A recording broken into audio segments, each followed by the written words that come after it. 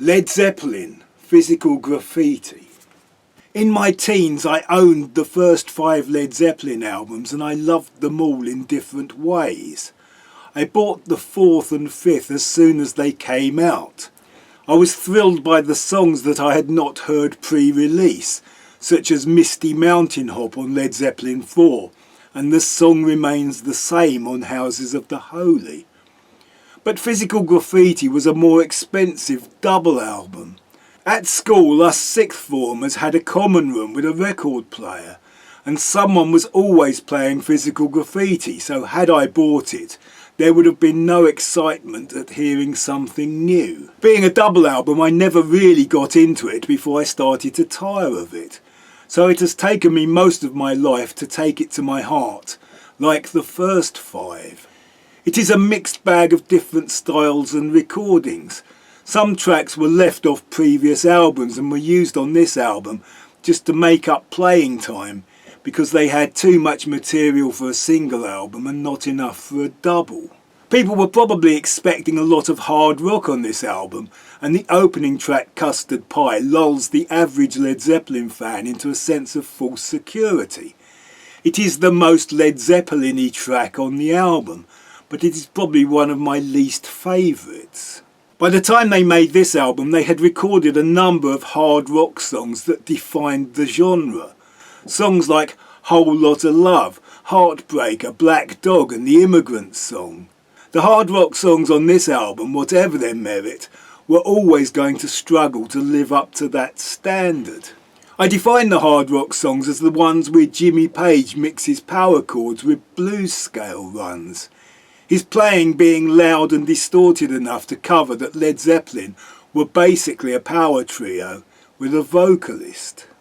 These are the songs that also have that guitar and drum da-dum thing, which was probably quite interesting when they first did it. But in my mind I find that it tends to disturb the flow of the track. The other hard rock songs on the album, Want On Song and Sick Again, to me are just okay. Led Zeppelin also had a history of heavy but catchy songs like Good Times, Bad Times or Dancing Days, and I prefer the more catchy hard rock songs on this album like The Rover and Houses of the Holy. There was a lot of variety on this album, mostly because they had to use up a lot of old tracks. So it has an acoustic instrumental, a piano boogie and an acoustic country blues number. And it has the track Down by the Seaside, which I quite like, though I can't work out if they were trying to make a country track or if it was just that John Paul Jones was showing off his country piano licks. Though Jimmy Page mostly plays some fairly standard Jimmy Page guitar, and it has a section which is not at all country. There is also John Paul Jones's Stevie Wonder Superstition type funk on Trampled Underfoot, which was one of the few Led Zeppelin songs you would often hear on the radio at the time. And there is a catchy little pub rock or humble pie natural born boogie type song called Night Flight. Like many of the tracks, the title seems to be a distraction from the hook line. The tracks would have been easier to recognise and remember if Night Flight was called Meet Me in the Morning, The Rover was called Join Hands, and Trampled Underfoot was called Talking About Love. Many of the songs have equivalents on previous albums. In My Time of Dying is quite like When the Levee Breaks. 10 Years Gone is a bit like the Rain Song.